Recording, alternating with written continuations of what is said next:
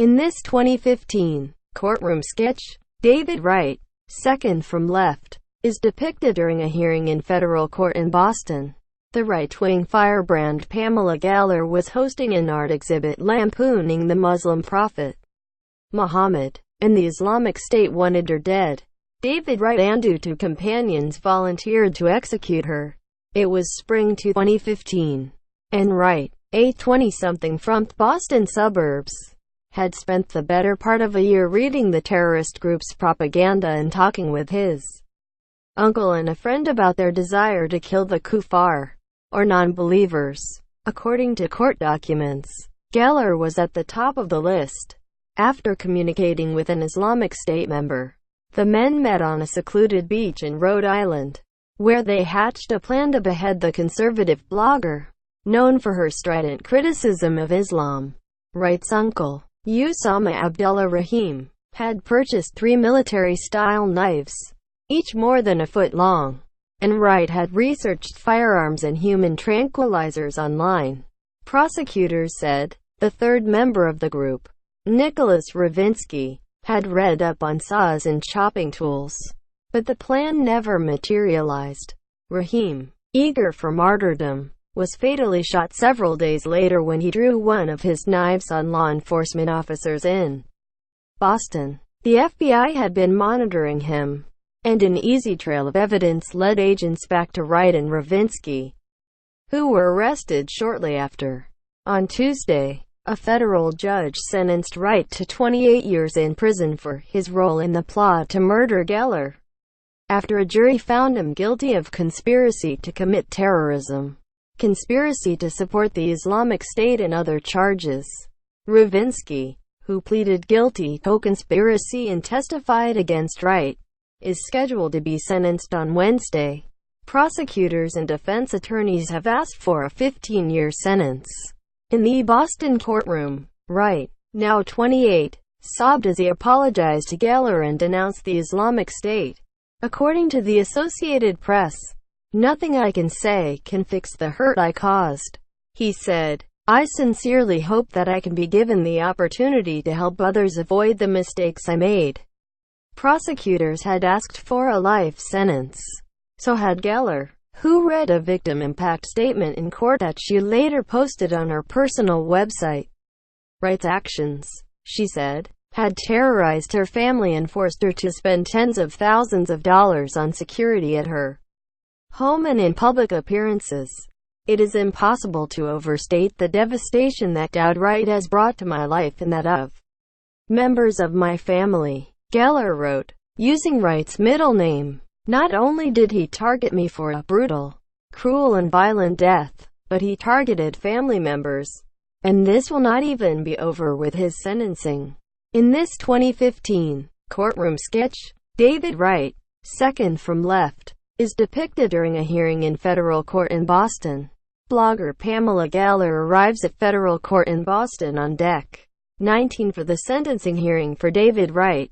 Defense attorneys had called the life sentence requested by the government draconian.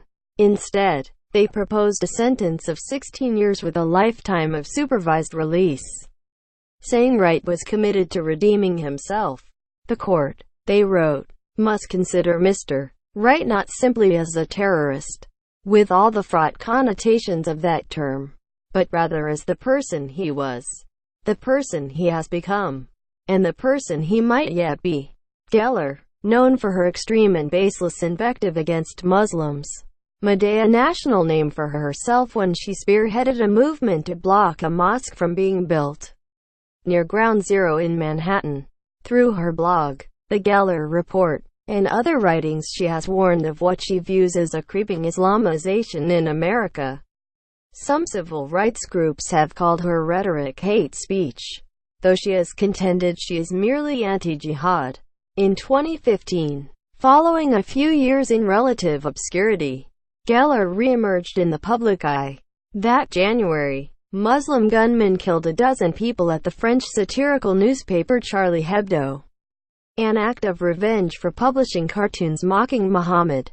In response, Geller organized a Jihad Watch Muhammad art exhibit and cartoon contest in Garland, Texas. depicting Muhammadis considered blasphemous by most Muslims. The award for the winning cartoon was a $10,000 prize. The Council on American-Islamic Relations told people to disregard the event, held in May 2015, saying the thing Geller hates most is being ignored. As the event was coming to an end, two gunmen rolled up in a car and opened fire on a security guard. Police fired back, killing them both. The Islamic State claimed responsibility for the attack, though officials say that the duo were inspired, not directed, by the terrorist organization. It was around that time that the Islamic State called for Geller's murder. Federal prosecutors wrote in court documents in Wright's case, referring to Geller as intended victim 1. According to prosecutors, one member of the terrorist organization wrote on Twitter, "Two of our brothers just opened fire at the Prophet Muhammad art exhibition in Texas, and told followers to kill those that insult the Prophet." At that point, Wright and his co-conspirators had been discussing plans to kill non-believers for months.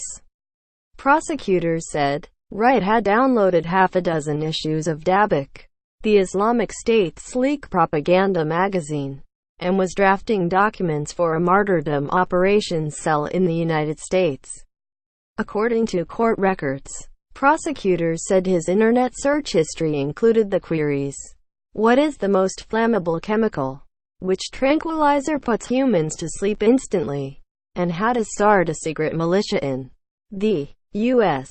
After Geller's event in Texas, Rahim, Wright's uncle, got in touch with an Islamic State member and talked about murdering Geller. According to court documents, Rahim then bought a 15-inch Ontario Spec Plus Marine Raider Bowie fighting knife and two similar weapons on Amazon, along with a knife sharpener. On May 31st, Wright, Rahim and Ravinsky talked for more than 2 hours on a Rhode Island beach about how they intended to behead Geller. The target date was July 4th. Days later, Rahim told the others he couldn't wait, that he wanted to go after the boys in blue right away. According to prosecutors, he was gunned down by law enforcement that morning when he brandished one of his knives at police officers and FI agents in a Boston parking lot. The FBI had been recording Rahim's calls and watching his every move, so they were well aware of the group's plans. According to a federal criminal complaint filed the day after Rahim's death, Wright and Ravinsky were arrested shortly after.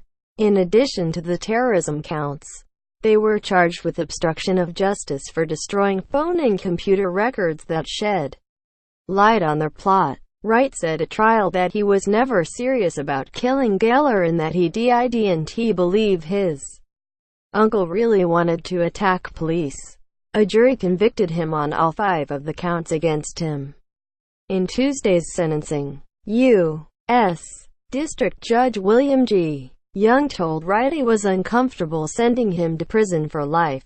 According to the Associated Press, "You are not a monster," the judge said, "yet you embraced a monstrous evil." More from Morning Mix. Fox News contributor, channeling Alex Jones, suggests FBI plot to assassinate Trump in first TV interview. Harvey Weinstein's former assistant discusses his overarching need for power.